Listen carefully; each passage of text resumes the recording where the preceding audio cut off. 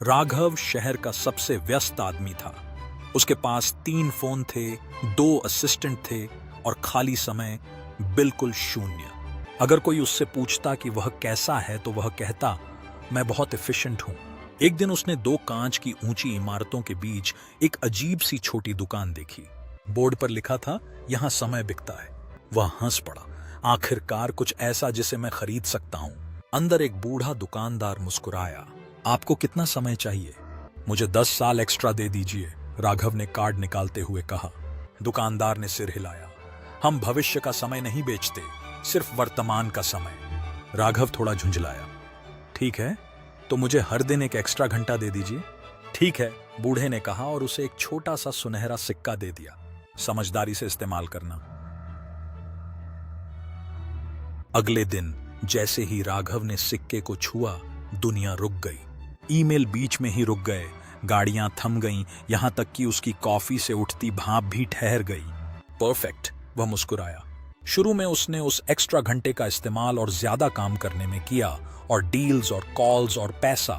फिर एक दिन जिज्ञासा में वह उस रुके हुए समय में घर चला गया।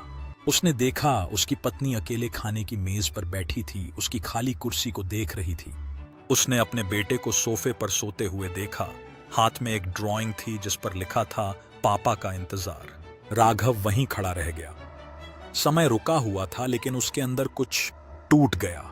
अगले दिन उस एक्स्ट्रा घंटे में उसने लैपटॉप खोलने के बजाय अपने बेटे के पास बैठना चुना। उसने उसकी सांसों को महसूस किया, उसके छोटे छोटे हाथों को ध्यान से देखा। अगली शाम वह अपनी पत्नी के सामने बैठा। भले ही वह हिल नहीं सकती थी, उसने फिर भी कहा, मैं कल समय पर आऊंगा। दिन बीतते गए। वह एक्स्ट्रा घंटा अब काम के लिए नहीं था, बल्कि देखने के लिए था।